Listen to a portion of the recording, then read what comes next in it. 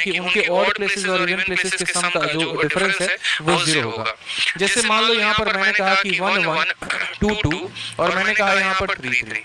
मैंने कहा कि यह संख्या 11 से कटेगी या नहीं कटेगी, तो आपने कहा ठीक है सर हम लोग एक बार देख लेते हैं। तो आपने कहा सर इनके सभी ऑड प्लेसेस को जोड़िए, फिर इनके इवन प्लेसेस को जोड़िए, इनका डिफरेंस 0 आ गया तो ये कट जाएगा। लेकिन मेरे भाई 0 आ जाए या फिर 11 आ जाए तो ये संख्या कटेगी। दोनों बात ध्यान रखना है, इनका अंतर 0 आना चाहिए, नहीं तो 11 आना चाहिए। अब जैसे इस सवाल में देखोगे तो इस सवाल में बोलोगे कि सर संख्या क्या है 30, ठीक है, संख्या को लिखते हैं यहाँ पर तो 30, फिर उसके बाद आ जाएगा a, फिर उसके बाद आ जाएगा 68 और b। सवाल को देखते रहेंगे नहीं तो एक्सीडेंट हो जाएगा, ठीक है। हमने कहा सर एक बार सभी ऑड प्लेसेस को ले लेते हैं, 3 को लिया तो अब a को लेंगे, a को लिया तो 8 को लेंगे, तो इनका सम कितना आ जाएगा 3 प्लस 8 प्लस a, तो 8 और 3 11, 11 प्लस a हो जाएगा यहाँ पर इनका सम, ठीक है। उसके बाद सभी ऑड प्लेसेस का सम ले लो आप यहाँ पे, तो यहाँ 0 हो गया, फिर 6 हो गया और b हो गया, तो 6 प्लस 0 कितना हो जाएगा, तो 6 प्लस b हो जाएगा। और इनका जो डिफरेंस होता है वो किसके बराबर, 0 के बराबर। बस बच्चा इतना ही याद रखता है कि इसका अंतर 0 के बराबर और उसका आंसर कभी नहीं आ पाता।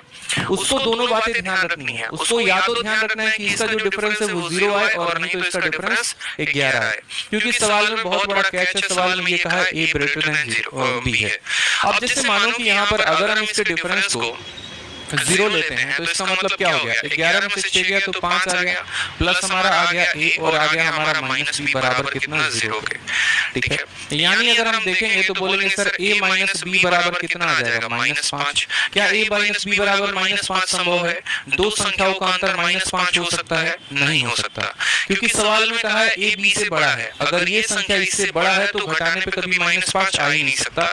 बड़ी संख्या से छोटी संख्या को घटाने पे कभी भी माइनस नहीं आता है, यानी यहाँ पर जो हमने 0 लिया था वो केस संभव नहीं है, ठीक है। मैं आपको पहले क्लियर करा दूं, तो उसके बाद हमें यहाँ पर क्या लेना पड़ेगा, अगर ये संख्या 0 लेने पर संभव नहीं है, यानी यहाँ पर हमें इसके डिफरेंस को 0 ना मानकर कितना मानना पड़ेगा, 11 मानना पड़ेगा। यानी इसके डिफरेंस को हम कितना मानेंगे, 11। तो हम कहेंगे सर a माइनस b की वैल्यू कितनी आ जाएगी, तो 11 माइनस 5 यानी 6 आ जाएगी, जहां पर a हमारा बड़ा है और b हमारा छोटा वैल्यू है। बोला है कि b का तुम सबसे बड़ा मान क्या रख सकते हो जिसके चलते ये पूरी की पूरी संख्या डिविजिबल हो जाएगी। हमने कहा ठीक है सर, यहाँ पर देखते हैं a की वैल्यू कितनी आ जाएगी, तो a की वैल्यू जो है, ठीक है, b का सबसे बड़ा मान यानी a की वैल्यू हमारी आ जाएगी 6 प्लस b। अब आप मुझे खुद बताओ, ऐसा तो है नहीं कि b को जो है हम 4 रखते हैं, 5 रखते, 10 रखते और सेटिस्फाई कर जाए, नहीं। हमें इस बात को ध्यान देना पड़ेगा कि b को हम ठीक है बड़ा रखना चाहते हैं, लेकिन इस बात को और ध्यान दो कि a 9 से बड़ा नहीं हो सकता। यानी a का जो मैक्सिमम मान आएगा वो कितना आएगा, 9 आएगा। क्यों 9 आएगा, क्योंकि a एक अंकों की संख्या है, 9 के बाद जैसे 10 रखोगे, 11 रखोगे, 12 रखोगे, वो बढ़ जाएगा।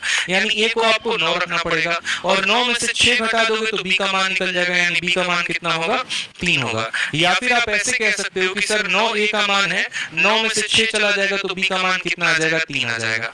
तो सवाल में क्या क्या इंपॉर्टेंट कैच था, पहला कैच यहाँ पर ये था कि a को b से भी बड़ा होना है, और दूसरा कैच यहाँ पर ये था कि b की सबसे बड़ी मान लेनी है।